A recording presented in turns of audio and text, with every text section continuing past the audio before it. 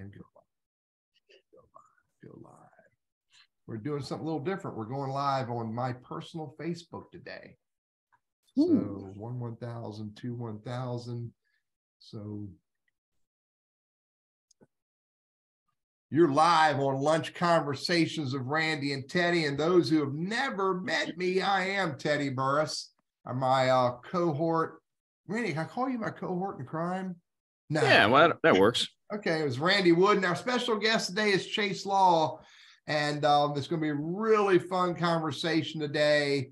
Chase is the CEO and president of the Arts Council of Winston-Salem and Forsyth County. But hang tight.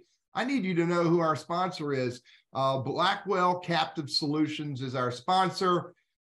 Is your healthcare plan your biggest spend for your business?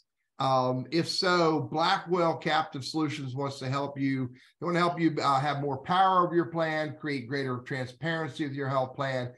Blackwell Captive Solutions helps you equalize the playing field so your cost is not based on what the insurance company thinks they can charge. Rather, they allow you to track every dollar, create greater transparency. If you're looking for help with your business insurance, for your health insurance for your employees, reach out to Blackwell Captive Solutions and let them know that Teddy Burriss said that they should talk with you. Randy, you doing all right today? There you go. Absolutely. Doing great. Appreciate it. And while you're wrapping up the setup here, for those who have never met me, I am Teddy. My business is Burriss Consulting. We're LinkedIn strategists, trainers, and coaches. We do LinkedIn train across the globe and even in other states. And we do workshops and one-on-one coaching and corporate training programs. But every week, Randy Wooden and I get together and we bring to you absolutely fabulous special guests. And today is no different. So hang tight, and I will soon introduce you to Chase Law. Randy, can you let our audience know who the heck you are? Sure. You did a great job, Teddy. I don't know there's much else to I'm wore out, man. Is there a pay raise in your future? Maybe. I don't know. We'll see. Well, I'll see. You'll see. I got you. Randy Wooden with Goodwill Industries of Northwest North Carolina. As you may know by now, director for our professional center, and happy to help you if you're a job seeker, whether here or elsewhere. If you, or maybe you know somebody who's going to put their toe in the water and see what's out there. So my job is to help you do a better job of the job hunt, basically. And part of what I do is coach folks on LinkedIn, interviewing technique, and that kind of thing. And this show started about 3 years ago, Teddy and I, when COVID shut the world down. We thought we would get on and talk about business and job search and so forth. And so today's no exception, learning about business in the area. And I'll keep an eye on the chat, by the way, Teddy. So if you have comments or questions for Chase, put them in there and we'll see if we can work those in. Yeah. But Teddy, I'll throw it back to you. And we've got a great guest. It's going to be fun.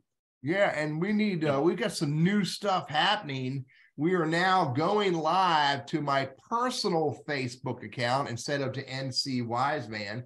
So if you know anybody that wants to watch the show live, or you know anybody that wants to go watch the show 4 or 5 times afterwards, 4 or 5 times afterwards, back to back, then go hunt down Teddy Burriss on Facebook, and it's a public page.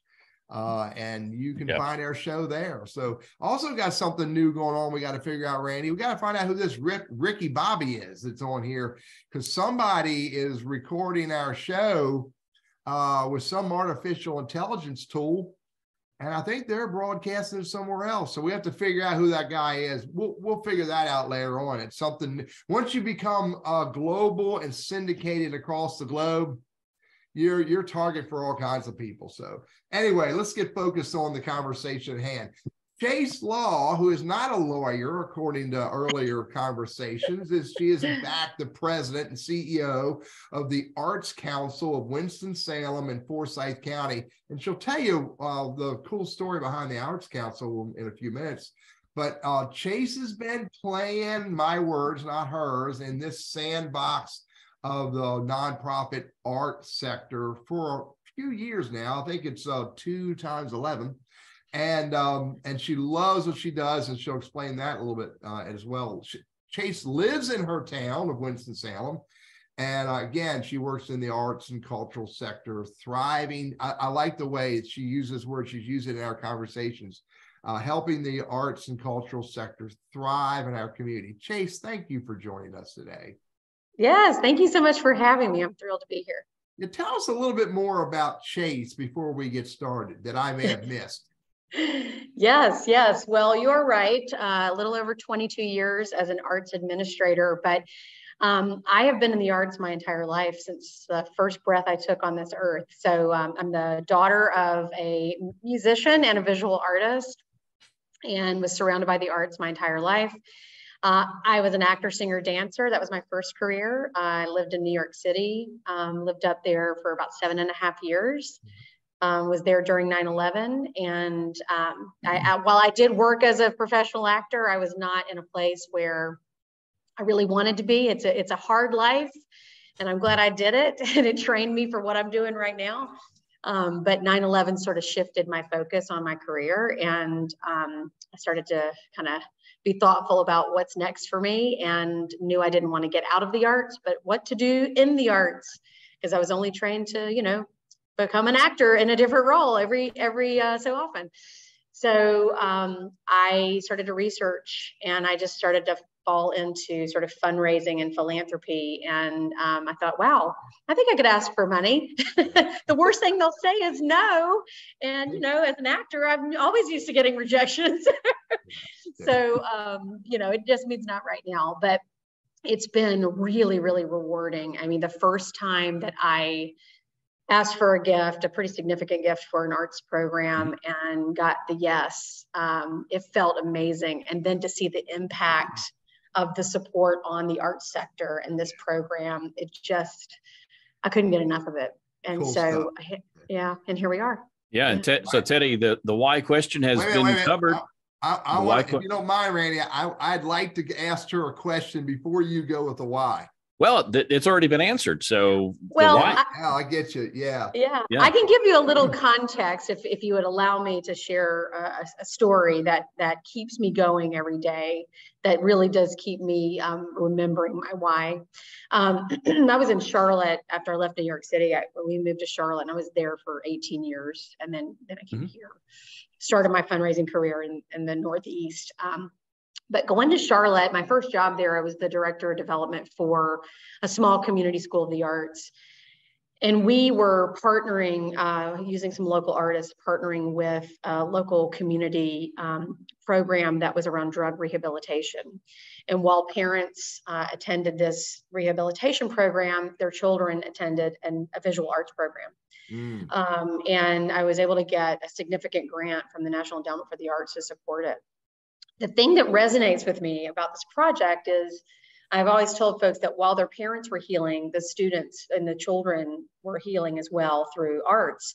The first project that these children did, the teacher had asked them to draw a self-portrait. And the self-portraits were dark and scary and sad and angry. She collected those portraits, didn't say a word. 8 weeks down the line and toward the end of the project and program, she asked them to do the same exercise. And the pictures were vibrant, colorful, happy. And then she held them up side by side, and she asked the kids to tell their story. How are you feeling in this first picture? And how do you feel now?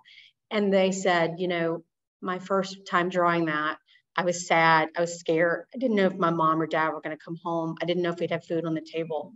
And now my mom and dad are with me every night. We sing together, we read stories together, we're together all the time, and I feel safe and happy. Yeah. And I'm getting cold chills just telling it, because it sticks with me. I think of that story every single day, and that's just one small piece of impact that I feel like I've played a role in by raising funds to support it. Yeah, that's cool. I can see how that would fuel you to keep doing what you're doing, Chase. Thank you for sharing that. Yeah, absolutely. All right, before we go into the other part of the conversation, I got to come back to your acting days. I'm going to play with this. can I go to IBBM or whatever that's at and find you? Is there a movie out there or a series that I can hunt down Chase Law? No, I was more of a stage actress, and I did, so I did, actor, singer, dancer, and I also did some voiceover work as well. So no, I didn't do it long enough to pursue that side of it. But, I'm only 48 years old. Who knows what's next? Who knows what's next? Yeah, that's right. Yeah. All right. Good stuff. So look, everybody in the audience, thank you all for showing up. We love you guys, including this Ricky Bobby dude who's out there. And if you have any question for Chase or about the Arts Council, drop it in chat. Randy will handle it and bring it. And look, Titus says interesting voiceover work. I couldn't pull that off myself, but all right. The Arts Council of Winston-Salem, North Carolina. When did it start? Who started it? We were founded in 1949, and actually with some seed money from the Junior League here in this community. And also Phil Haynes played a huge role in this, with his travels all over the world. And there were no arts councils in the United States until the founding of the Winston-Salem and Forsyth County Arts Council. We are the first of its kind. So I like to say we set the standards almost 75 years ago. And as we evolve, we're setting them again. Setting the stage. Trailblazers. Yes. Wow. Yes, indeed. Yeah. So this is a big question, and we don't need to answer the big question. Well, let's just touch on it. Okay. Because I called you guys and I said, I want to have you on the show because I see you popping up all over the place. And I'm like, okay, we need to talk to our business audience, our community audience, our job seekers audience, a diverse group of people. And I'm like, what aligns of all of them besides those of us who love art? What's the big picture? Let's talk about, let's just touch on the economic impact of this industry on Forsyth County. Yes, it's really significant. Now, we are using numbers, so I'm just going to put the caveat, numbers that were pre-pandemic. So we're in the process of doing a new study. Okay. But it's very significant on the Forsyth County community. It's like $157 million in annual economic impact, which is huge. It supports over 5,500 full-time jobs. So we're not counting the part, 5,500 full-time jobs. We serve over 31,000 students in our school system every year. There's about 55,000 in the school system. Yeah. We're working to increase that, so it's all the students. But that's really impressive numbers. We're really proud. That's something to be proud of. Yeah, really proud of that. And I can only imagine that it's going to continue to grow as we're exploring new ideas and programs here. 55,000 full-time employees in Forsyth County? 5,500. Excuse me, 5,500. Yes. Full-time employees. Good golly. And I'm sure those are all in individual small businesses, entrepreneurial businesses, et cetera, et cetera. Am I saying that right? Yeah, it's a variety of individuals in the creative industries here throughout Forsyth County. Yeah. Yes. Could you give layman's terms here? Because I don't do your work, so I don't know. Help the layman here understand. So what are some of these types of jobs that these 5,500 folks are holding? So it could be anywhere from someone like me who's an arts administrator. We have a lot of arts administrators here in our community. It could be an arts professor. It could be someone working technical and production work. Stage hands. We have a huge stage hands union here through the union IATSE. There's a big union here that works a lot of the professional shows in our area. It could be lighting designers, costume designers. It could be paid actors. We have a professional theater here here in Winston-Salem. And all the actors are paid that perform in that particular organization. So lots of stuff going on through that, and then of course the teachers in our sector. Okay, so Chase, you don't mind, touch on some of the businesses. Who are some of the big businesses that are in our community? Yeah, so, a lot of our partners, so like Renolda House, North Carolina Black Repertory Company, Yeah. Little Theater of Winston-Salem, SICA is another one of our partners. Also the Enrichment Center. We were talking a little bit prior to coming on. Yeah, the Enrichment Center is sort of that, they're a health and human service organization, but they have a very strong arts focus. So that's something that folks may not think about as being a part of the arts and cultural sector, but it very much is. Yeah. So it's a diverse group of businesses. It's very diverse. And then within the hospital system, even there's art therapy and art therapists. So it really does cross over sectors, which is what a big part of the story that we're trying to tell, that it's not just in the bubble of arts and entertainment, fun, all that. That's always a part of it. But arts is really the through line of a community. It really fits into every subset of the community and can be a driving force. Is music also a part of the arts? Yeah, of course it is. Yeah. So Winston-Salem Symphony, Piedmont Wind Symphony, Camel City Jazz. And then, of course, I'm not even touching on the local artists, right? We have local visual artists and musicians and singers, dancers. We support the Winston-Salem Festival Ballet. I mean, it really runs the gambit. Now, does my local tattoo artist fall in there too? Well, absolutely. They are definitely part of the creative industry. There's no question. And I'm being serious, but then the other question is, how about the digital artist? I can't remember the group. It's, who I'm talking about. They're on 4th Street before you across the street from the filling station. They're a digital. Like with graphic design and t-shirts. Do they fall in there too? Yeah, they're part of the reason I'm using the term creative industries is because they would fall, tattoo artists, graphic designers, clothing, right? I mean, that's all part of creative industries. Furniture, I mean, that is part of the creative industries market. Creative economies is what we typically use. Yeah. And by the way, Randy, the tattoo I got that I'm willing to share with you guys publicly, if you would like to see it. I mean, there are photographs of this artwork all over the place, but let's move on and talk about other things that are important. So let's this do that. Is big. 157 million, 5,500 full-time, 31,000, which is 3/5 of that's a big group of the students that get impacted by art. Yes, absolutely. Absolutely.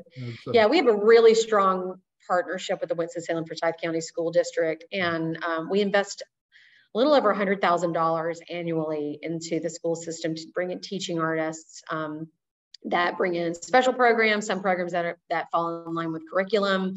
It sort of is across the board and all different genre that's focused on. I get it. And I like the fact that you reminded me that art therapy is real and impactful. Yes, it is. It is. And we're exploring probably a new program. It's in the works right now at one of the hospital systems that we'll be supporting over the next year. Real cool. Yeah. All right.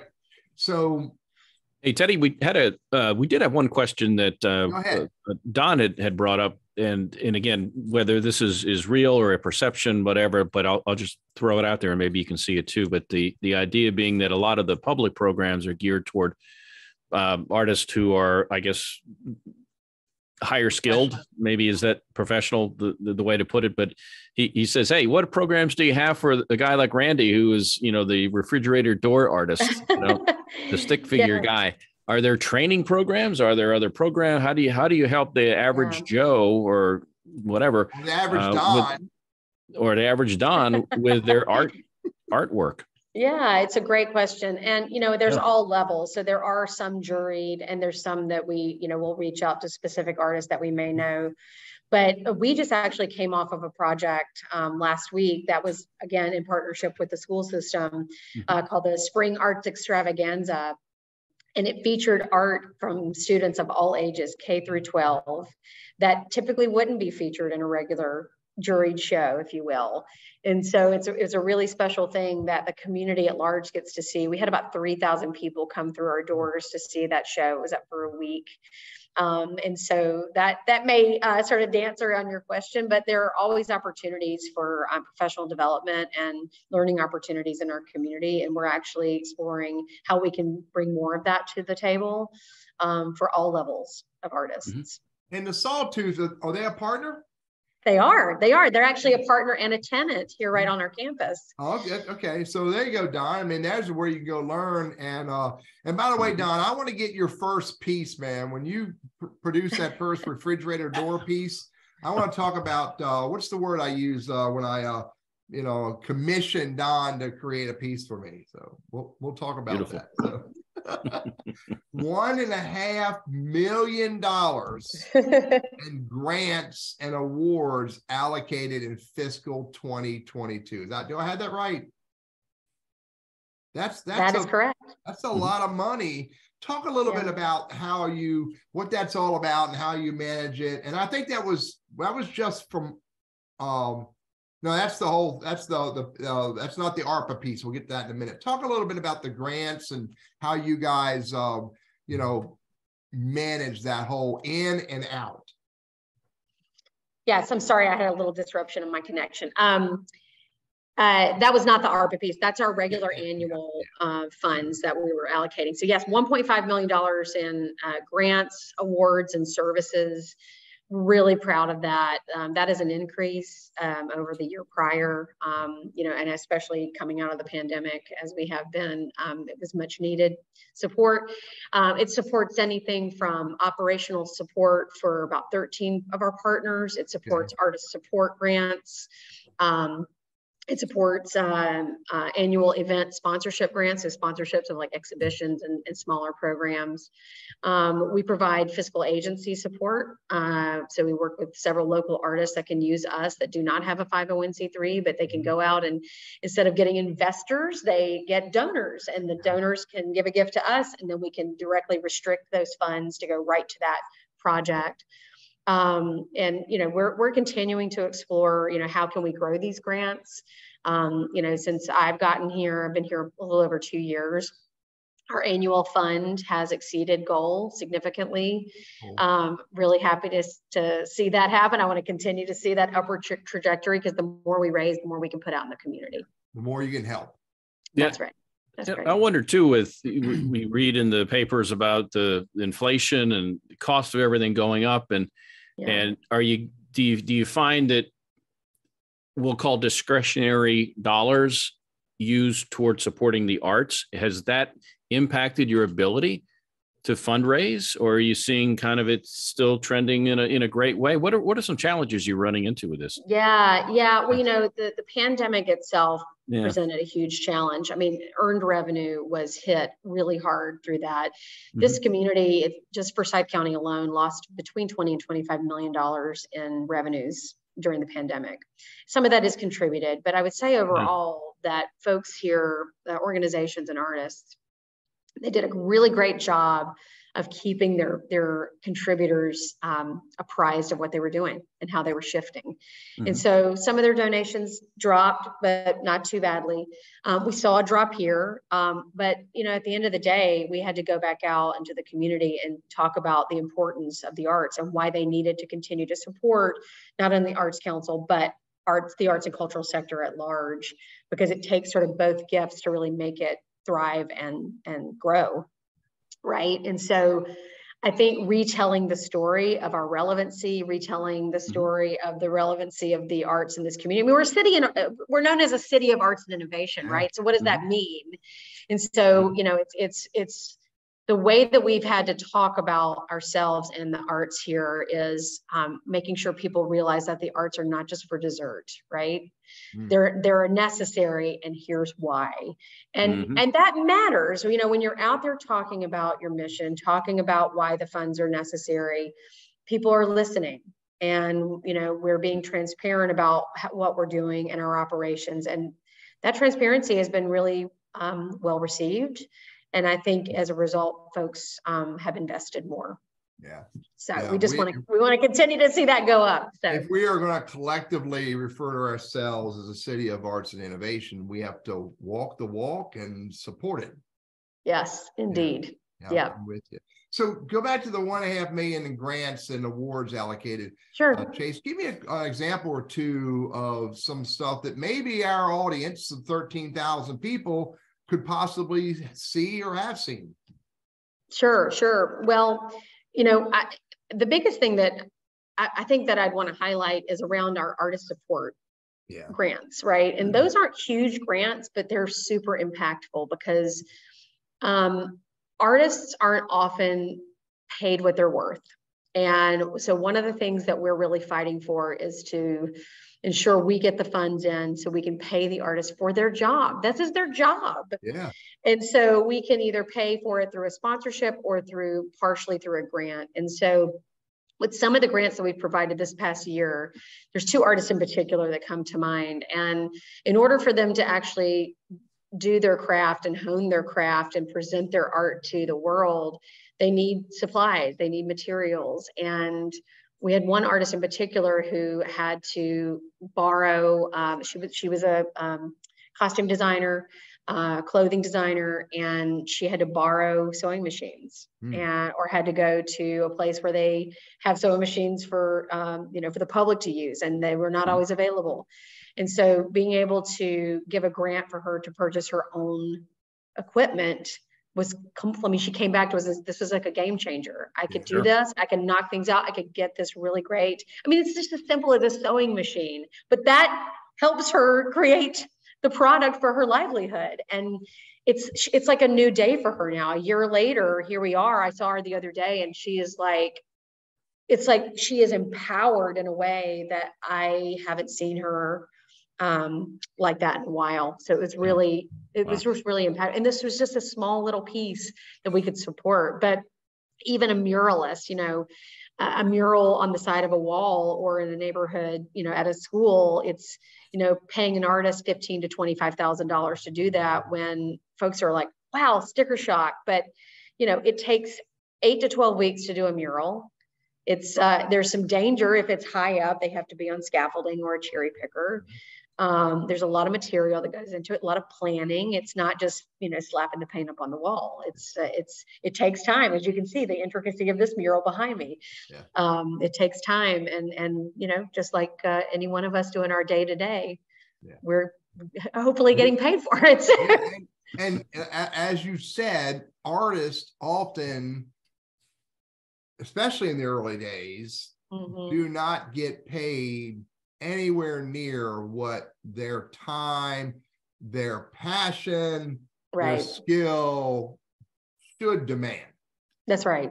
That's right. I get that. So. Yeah. And that's something where, not only are we a funder, I mean, we're known as the chief advocate for arts, culture, and creativity. So being able to create awareness and advocate for local artists and organizations and just the arts and cultural sector in general, like that is a big part of what we do from day to day. I get it. So, all right. Let's go to let's talk a little bit about the ARPA funding. $5.5 million secured to be used in in just our community? In the Winston-Salem Forsyth County market, yes. Yeah. Tell us about the ARPA funding and how what this 5.5 in a moment. Randy just put me in queue. In a moment, I'd like for you to tell us about that. But before we do, let's do our ad spot. Thank you, Randy. Lunch Conversations with Randy and Teddy. Special guest today, Chase Law with the Arts Council of Winston-Salem, Forsyth County. And it's sponsored by Blackwell Captive Solutions. Randy and I have known Carrie Niblack and her team for many years. By the way, Carrie's coming back to the show with a really cool conversation in a couple, I think it might be next week or so you'll like. But Blackwell Captive Solutions, they are been doing this for 25 years. They're highly experienced in what's called health insurance benefits and the medical stop loss gap. Or stop loss captive. It's really important for those who are self-funded in their health care for their employees. It's pretty easy to implement, but it does take making sure you set up right so it acts like a shock absorber for your high dollar claims. Give blackwellcaptive.com, reach out to them. If you have a business and you do, or you are considering being self-insured. So let's go. Again, we're grateful for Carrie and Blackwell Captive for sponsoring our show, because Randy and I are starving artists too, Chase, just an FYI, in my mind. So let's talk about ARPA. Let's talk about this grant you got, and what's it all about, and how's it going to impact our community through our artists? Yeah, so we actually received 2 different grants. So from the Forsyth County government, we received $4.5 million from their ARPA allocations, which is the American Rescue Plan Act funds.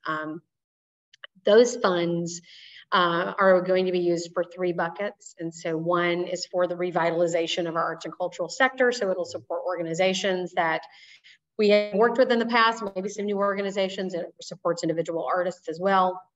And it's more programmatic support. They're not grants, but they're contracts. Yeah, okay. Based on the proposals that they submit. So it's a little bit different than our regular grants program. Excuse me. And, there's presenting programs, collaborations, offerings to the community, things that will help them recover, but also help propel them into the future, and also expand their audiences. So that's really great. The second bucket is focused on community expansion. So that's really using the arts as a catalyst for change, and understanding what the community throughout Forsyth County needs, like what are some real needs in our community and how the arts can respond to those needs. Yeah. And so building, once we get an understanding, have community voice be a part of that, we can start to plant some seeds, bringing different artists and organizations to the table to work with different communities that we may or may not have worked with in the past. And then the third bucket is around professional development, capacity building, and workforce development. And so that's really exciting that we have those funds. Our portal is open now for proposals to be submitted. Okay. You can reach out to us and talk to us about your ideas, and we'll help guide you as best we can. And but it's a rolling process, and so we welcome ideas from any and all for this. And then the other side, another grant that we received was $1 million from the city of Winston-Salem through their ARPA allocations.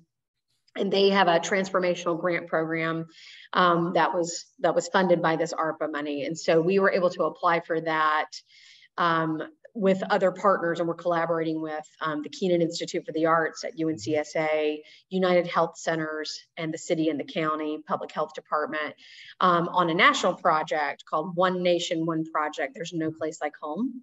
Cool. And so this local cohort has come together, and we were really fortunate to be able to, get these funds, garner these dollars to directly support this project. And it'll be focused on arts and wellness in our community. And we're right in the thick of it, planning, and there'll be public art pieces, there'll be activities, there'll be art therapy, there'll be some arts community health workers potentially that'll be within the United Health Centers. And it's going to be serving areas that were hit hardest by the pandemic. So, pretty significantly marginalized communities, and making sure that they have health equities as well, and using the arts as a tool for that. Got it. Hey, just to throw this in, if you've got comments or questions for Chase, we're certainly encourage you to put them in the chat area. I'll keep an eye on that. We'll try to work those in as we can. But the arts, there's a lot to cover here today. So Teddy, let me throw it back to you and just let folks know if you do want to comment to put them in the chat area, and I'll keep an eye on it. And to help Don out a little bit more, Chase did say that first program has professional development and workforce development. So maybe Don could apply for some help there. Yeah, give us a call if you're doing some projects here in Forsyth County. We'll want to talk to you. Yeah, I can absolutely see a program of 50-plus-year-old refrigerator art professional. I love it. I love it. Maybe you gave me a new idea for our next gallery exhibition. Yeah. So, this is good. I mean, but you don't have what you need. You still need help. You and I talked about this a little bit. Even though funding is still happening, and people care about our arts industry, and they care about you know, what's happening, that care about what your partners are doing and what the Arts Mm-hmm. Council's doing. And even though you got this program through this ARPA funding, there's still a need. You want to share? There's still a need. Yeah, this $5.5 million that we just talked about, you know, it is totally separate. It's once in a lifetime funding, totally separate from our annual operations and annual fundraising.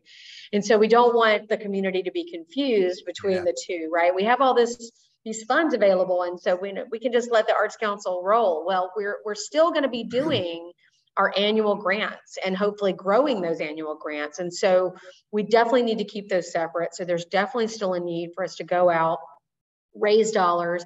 We have a more aggressive fundraising goal this year for our annual support, because again, we want to continue to feed our community with those annual funds. But additionally, when these ARPA dollars are expended, well, all the seeds we planted and the sustainability plan that we've asked for around all of these projects, they need to be sustained, and that takes dollars to do that. So, you know, there'll be a need far beyond, and I can't go back to that same well, because again, they're once in a lifetime funding. Yeah.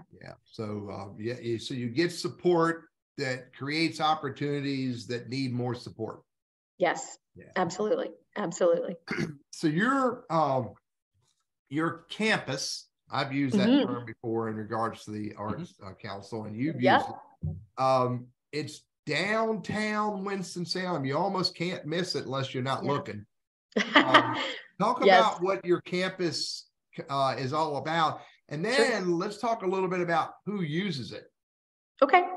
Yeah, we are in the heart of downtown Winston-Salem, our campus. We own and operate the campus. So that makes us very unique as an Arts Council, that not only do we have the grant making side, but we also have an earned revenue component with the spaces we have and own and operate. So we have 3 theaters, Reynolds Place Theater, Haynes Brands Theater, and Mountcastle Forum Black Box Theater.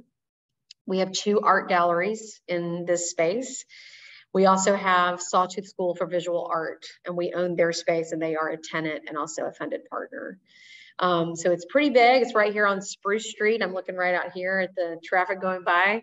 So it sort of encompasses Spruce and Marshall Streets downtown.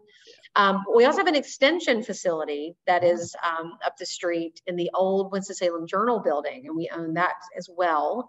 And that is the home of the Little Theater of Winston-Salem and the North Carolina Black Repertory Company. They have their offices there, and they have rehearsal space there. So, and it's about a block and a half from our main campus. Side question. You use the term old Winston-Salem Journal building. Where do Winston-Salem Journal employees go? Well, so this is the old Winston-Salem Journal building. Yeah. So it looks like the brick house that's right next to the bigger building. They moved over to the flatter building. That's right. So we own that brick building, the historic brick building. I get. So cool. Yeah. Which is across the street from the same street that separates the theater. The other theater. It's on the same street. Yeah, it's behind Stevens Center. Stevens Center, yes. Yeah. Yeah. I get it. So I'm not allowed to cruise around those streets anymore late at night. I'll tell you that story another day. So you got 3 theaters, 2 galleries. You got the Sawtooth. So talk a little bit about who uses the theaters and who uses the galleries, and a little bit about some of those examples. Yeah, so we have like over 400 folks and organizations that use this facility all year long, and I mean, which is so exciting. And you know, when I first got here, if I may, you know, I moved in the middle of the pandemic, so everything was shut down. So I didn't see our spaces active at all until about a year ago. So, you know, it was sort of like, oh my God, I can't wait to see this activity happening. But boy, win. Yes, win. That is exactly. And I tell you, be careful what you wish for, because we are chock full. I mean, it is busy, which I love to see our theaters and gallery spaces really, really active. So, you know, we have several theater companies that use our space. So, you know, NC Black Rep and Little Theater are both resident companies of our facilities. They use both the Haynes Brands Theater and Reynolds Place Theaters. We have some small theater companies that use it as well. So Spirit Gum, Stained Glass, I'm not saying Spirit Gum, Spring Theater, excuse me, 40 Plus Theater. They use our small black box Mount Castle Randy, Forum. there's an idea, man. 40 plus? 40 plus? Yes. I'll let you know when I get there, Teddy. I digress. No, it's great. It's great. A lot. We have musical offerings in our spaces. Yeah. We have, the ballet company uses our space. We have a Marley dance floor that we can lay out for the ballerinas and dancers, so they have safe dancing floor. We also do some of our own programming as well. We've just launched 2 programs, one called Amplify, which is a monthly music series, and it's a really great opportunity to feature local performing artists here in our space. And we do that in Reynolds Place, and we sort of convert the theater into more of a club feel atmosphere, which is a lot of fun. And then we also have a program called The Lab. And it's a very experimental arts program featuring, performing artists like spoken words, dancers, visual artists. It's not just experimental, it's experiential. Okay. So you as a patron coming to it, you get a chance to get up there and do some slam poetry of your own, or you can paint. And we're showcasing some of that art in our gallery that has come out of that program. And we do that in our parking garage. Oh, cool. Which is a lot of fun. So it's a very unconventional space. And so we'll be doing more of that. The other thing that we use for our spaces, our theater spaces, is we rent them out. So they've been used for weddings, for proms, for corporate events. But we've also brought in some national events as well. We're actually in conversation with a national comedian right now that we're probably going to be bringing in again for the next couple months. So she just opened the door for me, Randy. Yeah, and then our galleries, and a lot in our gallery spaces too. We have we change our gallery spaces out about every 6 to 8 weeks, and that's local, regional, and also national showcases. I got to ask you, I mean, you've got so much going on. I mean, and you can rattle this stuff off left and right. Yeah. But letting the public know about it, getting the word out. Yeah. Talk a little bit about that, about some of the challenges that you face or how you go about promoting this, because you have so many things going on. Yes. How do you manage all that? How does that work? Yeah, that is a great question, and one that we talk about on a regular basis. It's just never enough time to market everything. But we do market in a few ways. Of course, we utilize social media in a big way. When I first got here, we didn't even have a marketing person on my team when I first got here. There was a question of like, why would we need marketing? We're the Arts Council. I'm like, because we need to market the sector.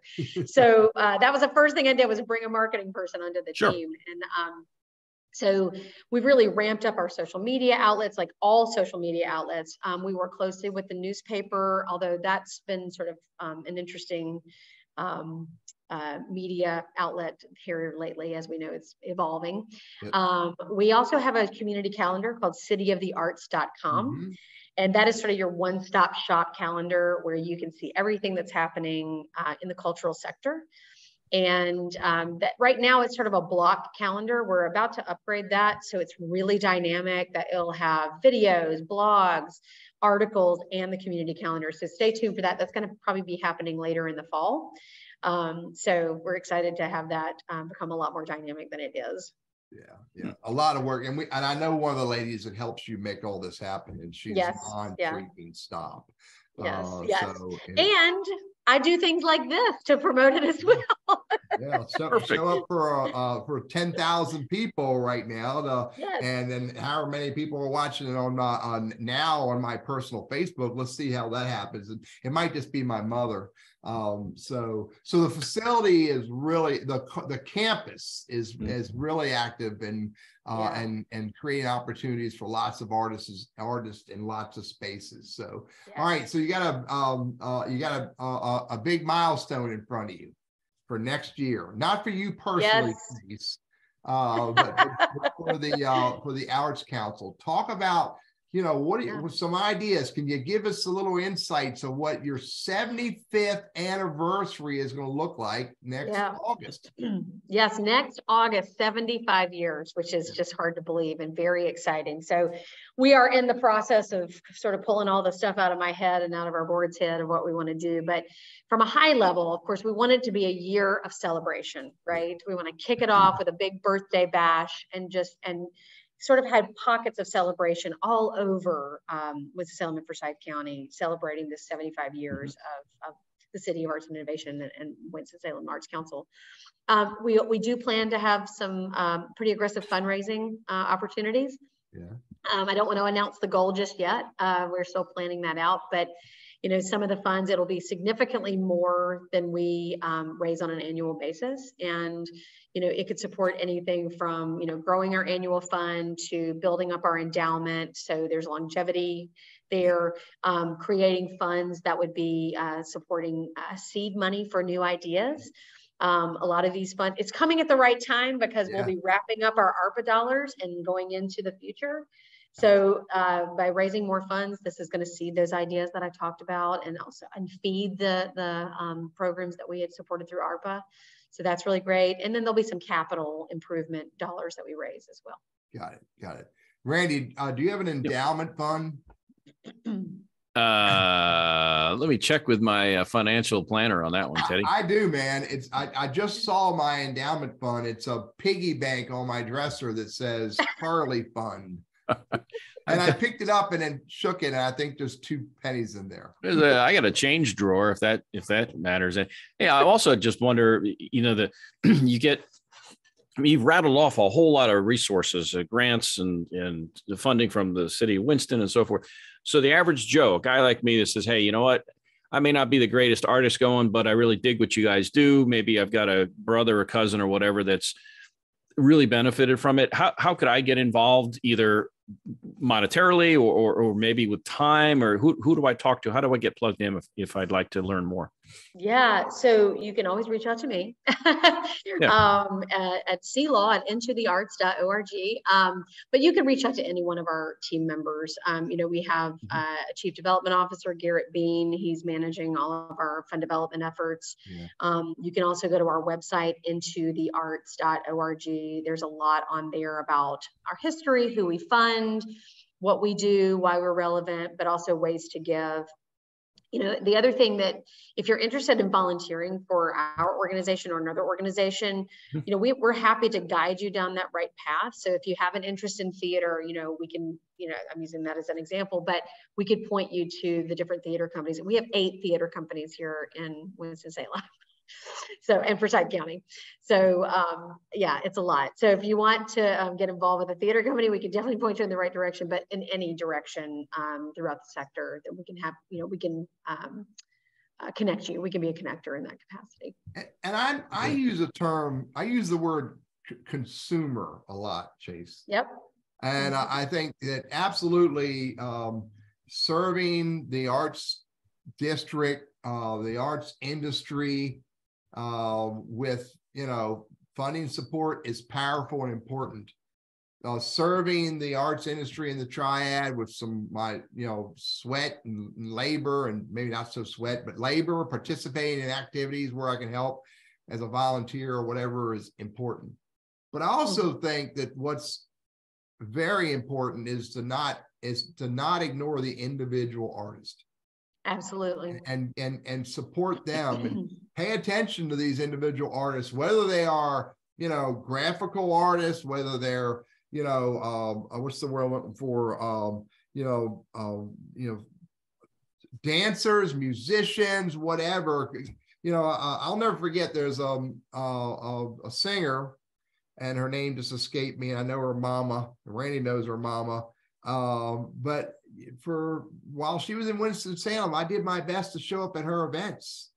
You know, and sometimes there were 5 people there, and in time it got to be 15 or 20 people there. And you know, and Randy knows some, you know, musicians that, you know, went off to do bigger and better things. And we have to support our artists as they grow, as they're in the starving phase, however we can. And so find the art that really appeals to you and show up. That's my thought. Yeah.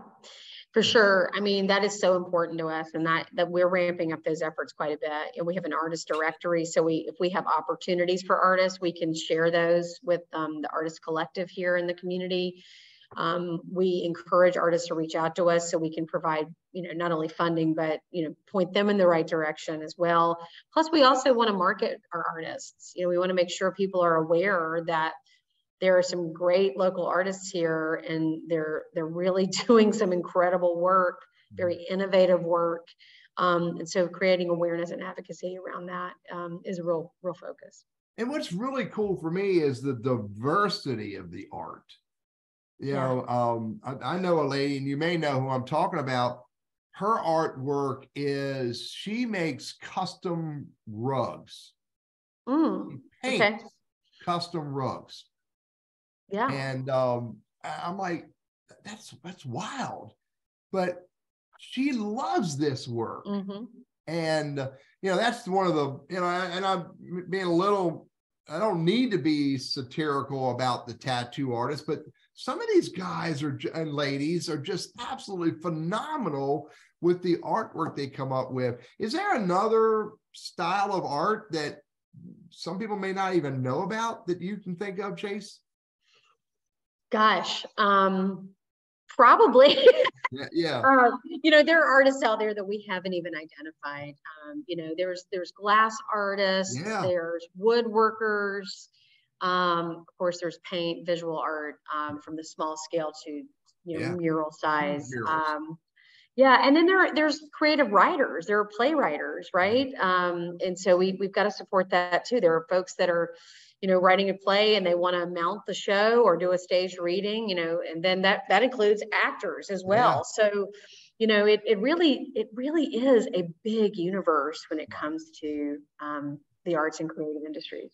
And it's probably will continue to grow as, I'm going to try to use words that are art related, as new media, new platforms, new ways of expressing ourselves through various different types of art, and this, like the Ricky Bobby thing, as artificial intelligence continues to grow, and how is that going to impact the arts industry and product and that people develop. So it's pretty cool. Chase, it is. I wondered something real quick here. When I was a young child, we had an art class, we did stuff, okay. And so what I'm wondering is, from a marketing standpoint and a long-term standpoint, are you seeing a shift more toward an emphasis on arts in younger folks, so that as they grow into adulthood, it's not their first exposure to it? So they're just like, whether it's music in school or sports or whatever, are you seeing a greater emphasis on arts? And has that helped to maybe bring more people awareness as to what you guys do and a passion for it? That is such an incredible question. And I think it's a yes and no answer. Throughout my career, I've seen in school districts where the arts funding is the first one pulled because the importance is not emphasized on the arts, which is unfortunate. I'm really happy. The stats here with the 31 to 33,000 kids that we're able to serve through the arts, it is a priority of the school system here. The superintendent believes and values the arts a great deal. There are arts magnets, arts magnet programs within our school district. And there are a lot of them. It's not just, 4 arts magnet schools. It's a pretty big selection. And there's a whole arts administration division of our school system. So they really understand the value and impact that the arts has. One example I'll give, and my daughter is a student in the school system. She's a senior at Reynolds High School. And that is one of the arts magnets. That school has 1,700 kids, and there are different tracks in that program. And she's in the sort of full focus, pedal to the metal arts program. But the arts are incorporated in every track of that school. So if you're just there as a community member and that's your home school, the arts are going to show up in all of your core curriculum classes. And they're used as a tool to drive science and math, et cetera. And the arts play a component in all of that. I mean, there are stats that go, I mean, I'm not going to spend any more time going through stats, but there are national stats, international stats that show how participating in the arts in some capacity will drive your studies further and help you excel in school. I get it. Absolutely. So Chase, thanks for joining us today. Really appreciate this. This is and you've given me a bigger understanding of how not only the Arts Council has an impact, but also how all these artists can have an impact on us. So thank you very much for joining us today. Randy, closing remarks, closing points, thoughts? Oh, I you know, the thing about music. What's that? Get your crayons out yet? I'm the Mr. Stick Figure refrigerator door guy, sort of. But no, I mean, I remember taking up saxophone and played piano when I was a kid. And I think I've seen some of those same studies that show, you know, participation in the arts or music, that kind of thing helps. Same with sports, too. It teaches discipline. It just a whole host of things. And I think part of the challenge we face with schooling is, you know, there's only 24 hours in a day and whatever, 6 in a school day or whatever. I don't know how many school day, but, you know, how do you divide that up? And so if you're looking to be well-rounded, I think that's a component that you've got to have in the mix, the arts, and also make it fun. Yes. And that's the thing is, if it can be fun and not laborious, and that, I think you're going to find a whole lot of people gravitate to it because it can be fun. I mean, I like to sing. I may not sing as well as Teddy, but but you're getting there, Randy. I'm working on it. But no, Chase, thanks again. Thanks for coming on. Really enjoyed it. And we learned a lot today. So good stuff. Excellent. Thank you so much for having me. I've enjoyed it as well. Yeah. Absolutely. It was been fun for me as well. Hey, next week, our sponsor is going to join us next week, and she is not coming here to talk about stop loss gap insurance. Carrie Nidblack, the president of Blackwell Captive Solutions, is going to bring a really cool conversation about the importance of giving and how to create a business, a successful business by giving. So join us next week, the 22nd, 11:55 a.m. Eastern Standard Time with with Carrie. Again, transparently, she's our sponsor. She's a great lady, fun lady. So she'll make for a fabulous special guest to the show for anybody who wants to hear about giving in business. Close out our show. Thanks to Blackwell Captive Solutions for sponsoring the show. Ownership, peace of mind, price stability. Blackwell Captive Solutions can help you with that. They have the tools, the systems, the people, the resources in place to help you reduce your claim costs at blackwellcaptive.com. Chase, thanks a lot.